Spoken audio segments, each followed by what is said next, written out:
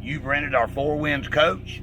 We're going to give you a detailed operation of how to operate the vehicle once you get to the campsite, setting it up in the order in which you need to set it up. We're going to go back here to the black tank first. This is your black tank on this coach. This right here above this is your slide. So when you get to the RV park, the first thing you need to do is hook up your sewer hose. Here's your cap. Just twist the cap to the left and it comes off. You'll take your sewer hose, hook it onto this. Once you get your sewer hose hooked on, this is your black valve, which is your toilet. You'll go ahead and open it up. That, of course, is after you've hooked the hose onto it and hooked it to your sewer outlet. This is your gray hose, your gray tank. That is your sinks and your shower. You can access this with the slide open. You cannot access this. There is another black valve for your convenience on the other side of the coach. That is what you are to use when you're set up and having to dump several times. Don't forget to close both valves when you leave the park. The other valve you'll open and close to empty your tank every time. Your hoses are stored right here in your bumper, and we do provide you with a pair of gloves. You've got two hoses so you can reach 30 feet. Some RV parks didn't give enough thought as to where to put their sewer taps. So we give you enough hose to where you can reach no matter where you are. This is the end that hooks on. You'll see it's got the little ears on it. It just comes on there and twists, and you're hooked up. The other end will hook into your tank. You'll have a fitting in a little plastic container. You'll have either a 3 or a 4-inch pipe sticking out of the ground at your site. This will screw into that fitting. It's just regular pipe threads. Usually won't go on more than about a half a turn to a turn. Then you'll just screw this onto your hose and you're good to go. A little advice, always dump your black tank first and then dump your gray tank. Your gray tank is pretty much just soapy water. Keeps you from having to work so hard to get that hose clean. Make sure when you leave the RV park and you're unhooking your sewer, this will come apart. If it does, all you got to do is stick this back in it and get that thing turned loose. These threads tend to get tight in the hookup. Get that thing loose, then put it back. Do not lose my threaded fitting. We'll charge you for that. This is a very, very common problem. So make very good attention when you undo this, that this comes with you. First thing you want to do when you get parked is hook up your electricity and your water. This fitting can't be put on wrong. You've got one little ear there that's got a notch on it. Just plug it on and turn it a quarter of a turn. If you'll read there, it says turn and lock. Then this little fitting will screw right down and secure it so you don't have to worry about it coming loose. And you've got a 50 to 30 amp adapter. The 50 amp plugs are 4-prong. This coach comes with a 3-prong, 30 amp. Some of the newer RV parks do not have 30 amp. They've just got a 50. You've got to have this adapter to hook into it. This is your 30 amp plug and your 30 amp receptacle. But if you pull up and you do not have that one, what you'll have is one that looks like this. In that case, you plug your 50 into it and plug your 30 into your adapter. And now it's converted you to a 30 amp service. This is your city water connection here. Just screw your hose right onto this. This is it's called a Santa flush on this coach. This is your black tank flush. After you've emptied your black tank, run water through this. Just take your hose off your city connection, hook it here, run water through it, rinse that tank, close your valve, fill that tank about a half full, then open your valve and dump it. Then you can disconnect the water. That rinses your black tank and tries to help get all the solids out. This is your freshwater holding tank. That is used if you want to carry water on board. If you're camping somewhere where you don't have water, you can fill that completely up. Just stick your water hose in the hole and fill it until water starts coming out and it's full. If you're just using it for traveling to where you can use the toilet going down the highway, I would just fill the tank about a third full. This is your storage bin. The whole back of this coach is storage. You've got a little latch right here that opens up, holds the door open. In here, you've got your sewer hookup. You've got your power cord. You've got your water hose, and you've got your 50 amp adapter. Your lawn chairs are also in. If you look, you can see this goes all the way across.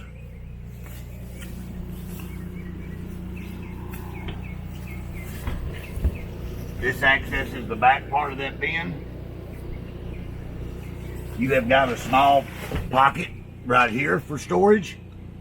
And your spare tire is right here in the middle. Just lift this cover up, and there's your spare tire.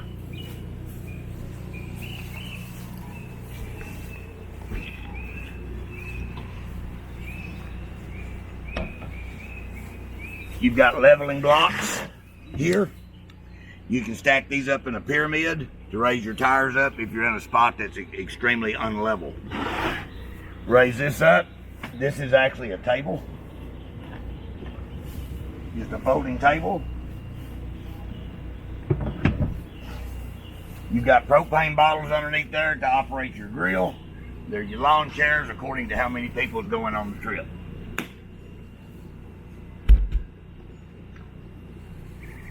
The primary black tank valve, as we were talking about a while ago, is right under here, and it's marked black tank. You reach under here, you'll feel it. To dump that tank, just pull that handle, and that'll dump it. Once you've dumped, close that valve back up. You do not want to leave the valve open.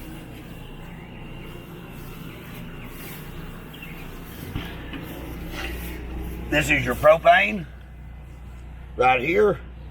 If you've got to have your propane filled while on the road, turn the gas off and they will fill it right here. You'll have to go to a propane company, or some RV parks have a filling station. When you're gauging your tank, the way we gauge it, we'll go off this.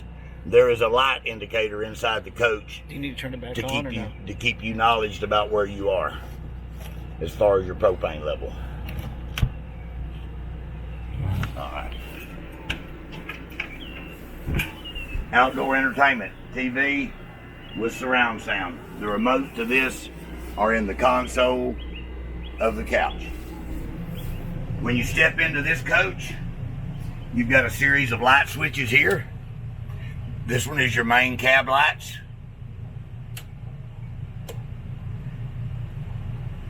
This one is your LEDs underneath your awning. And this one is a step light that shines on the ground right here underneath the coach. This is a step light that lights up your footprints. And this is your awning in and out. Push up, takes it out. Make sure you roll the awning. Make sure it's rolling up and out this way. It will roll. It has the ability to roll up backwards, is why I say that.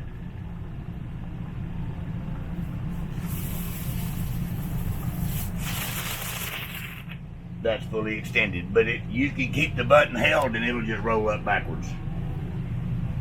When you bring it in, just push it on the bottom. We do ask you don't let your kids operate the awning. To operate your slide, this is your main control panel for the coach. Here's your slide extend. You'll look, you can see it coming out.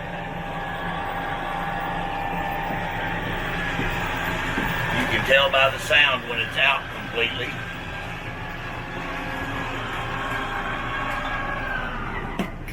There you go, then just release. and you're fully extended.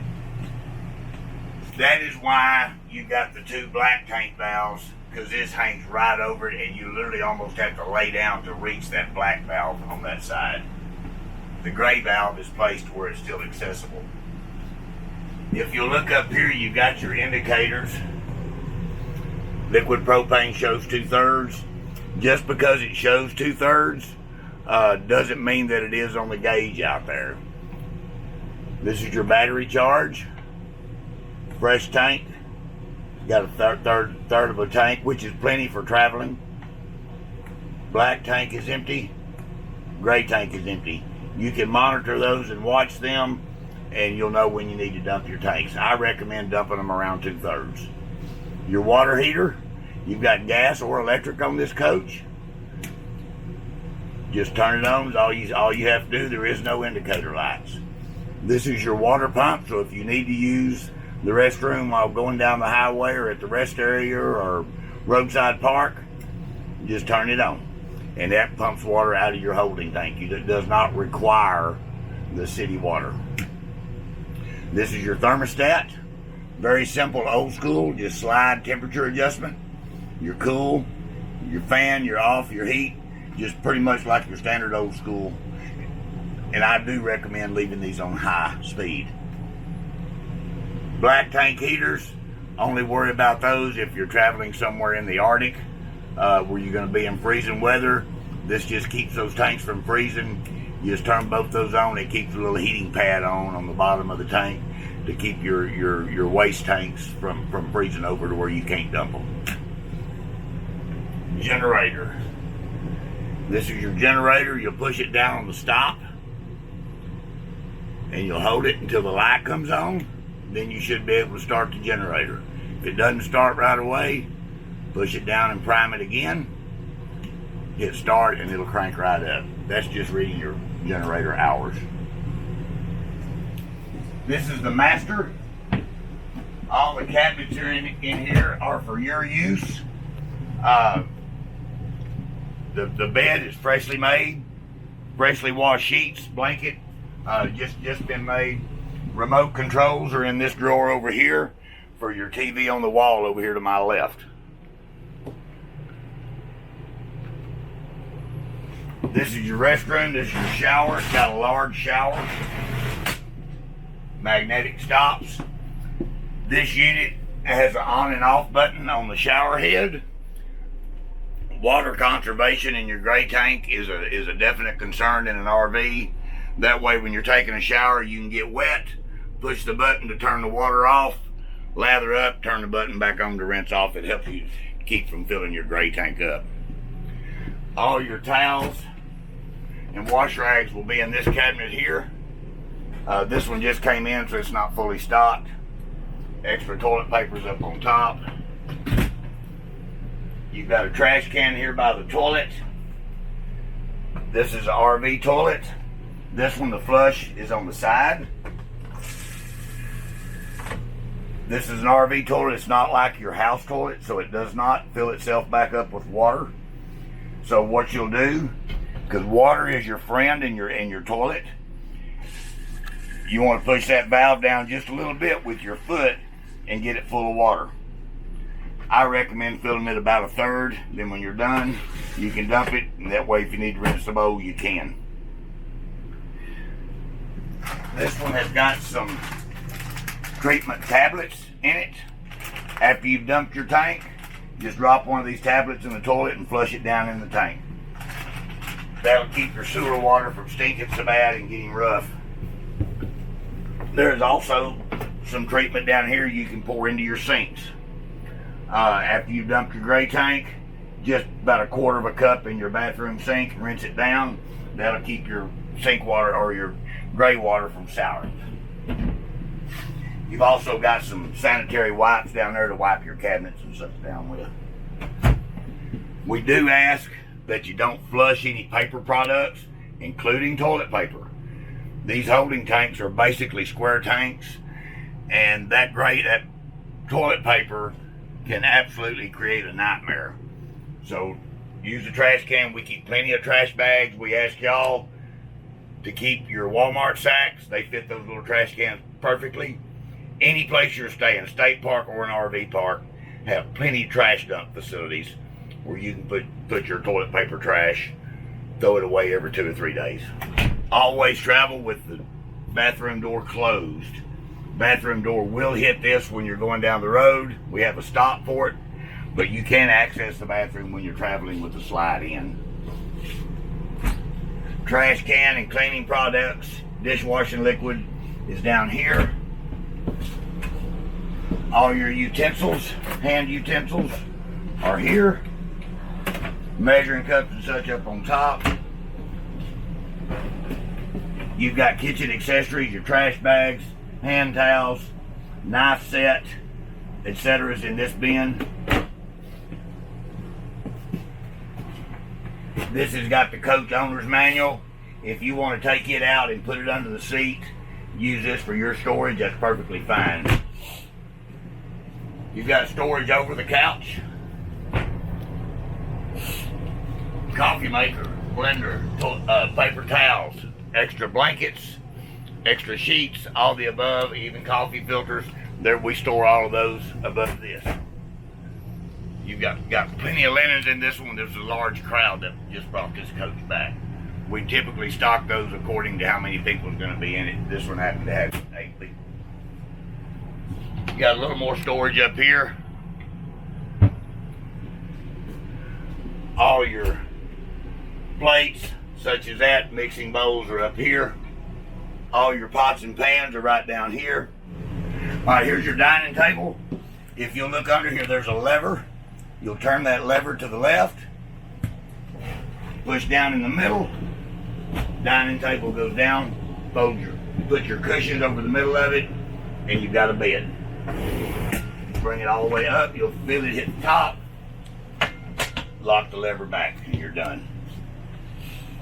The ladder for this coach is just stowed up here, hangs right here. Make sure you put the ladder up before you bring the slide in. If you don't, you're going to tear up the ladder, dinette, and possibly the floor as well. TV is here. It is a Roku TV. All your remote controls are in this pouch. All the remotes for this coach will operate everything. They're all universal. So one TV remote will operate all 3 TVs. You've got a cover to cover up the coach to isolate you to give you privacy. It's Velcro. Starts right here. Start about 8 or 10 inches from the end of this cover. It attaches here, and if you look around the cab, those little Velcro tabs are all the way around. They go all the way around back to the other side, and this thing is extremely long.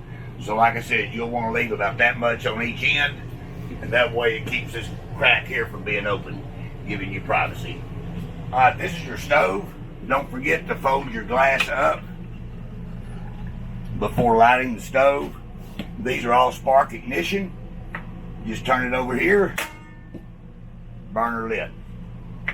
You've got a light that lights these up. You push up the top, it turns the little glow rings on. You turn it to the bottom, it turns the glow rings on, and your oven light both.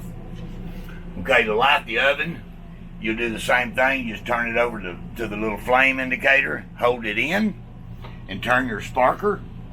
You'll notice back here in the back, you'll see the little pilot light. Once it lights, you're done. You can use the oven.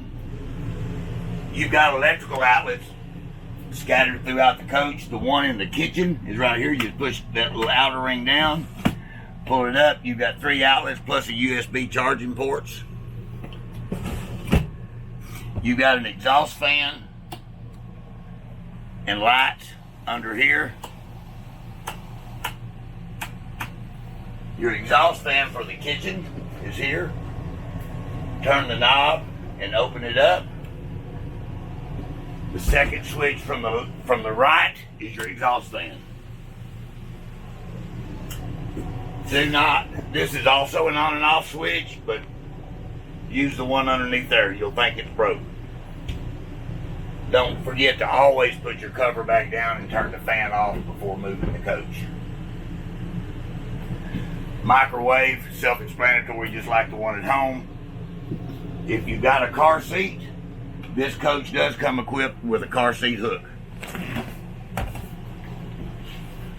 Yep, right here for your car seat latch. Just drops down through this hole and hooks your car seat in just like you do your car with your car. Okay, this coach is really nice. It's actually got a tire pressure monitor. You'll need to check this before you ever leave a park. With it I keep it on the trip screen because it gives you everything: miles to empty, miles per hour, and your total mileage. When you're on this screen, if you'll push the button to the left, which takes you back to trip 1, push up, go to driver assist, go over to it, maintenance monitor, hit OK. There's the tire pressures on all your tires. So you don't have to worry about a tire gauge on this coach. This radio is also the coach radio, so it does not go off when you turn the ignition off. You'll have to turn it on and off with the push button. This also has Sirius XM radio if you're familiar with that. You can find the channel you wish. As of right now, it's on Prime Country. You've also got auxiliary and USB ports on this coach. You've also got a right turn signal camera.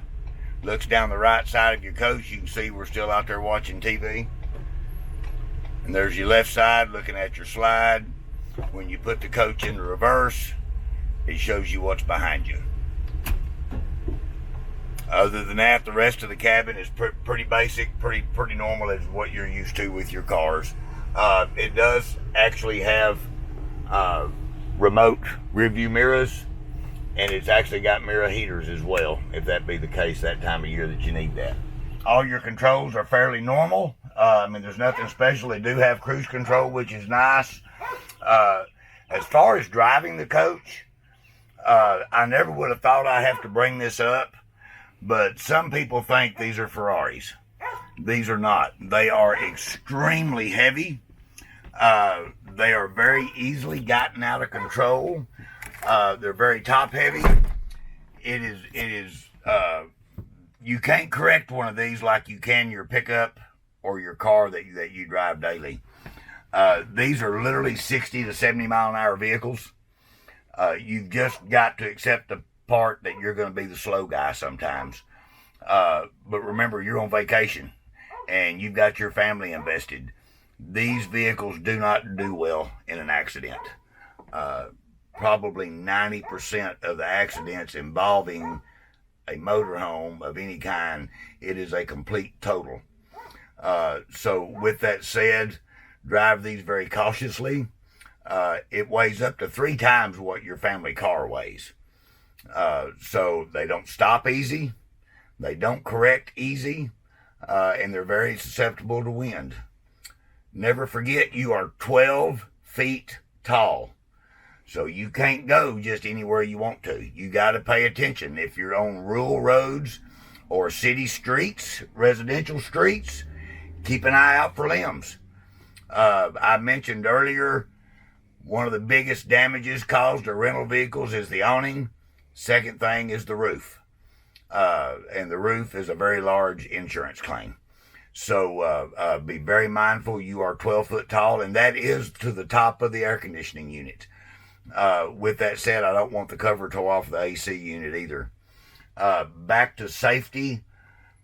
We can't control how you manage your family when you're traveling in this coach. We have had people tell us that they let their kids ride in the bunk above the cab the whole trip. That is an absolute no-no. If one of these coaches is in a wreck, that is usually the first part to come off the coach, is the nose cap. It just floats over the cab. Very dangerous.